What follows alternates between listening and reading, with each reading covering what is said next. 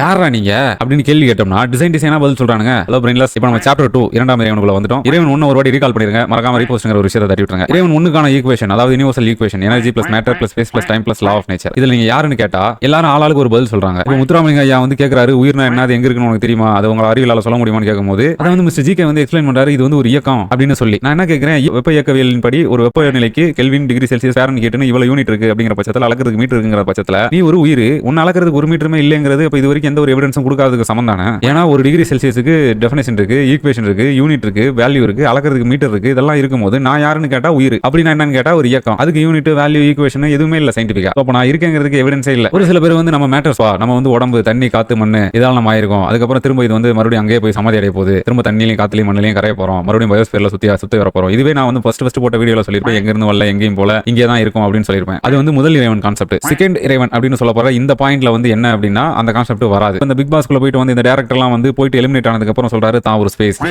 நான் இல்லாத இடமே இல்ல அப்படிங்கிறாரு.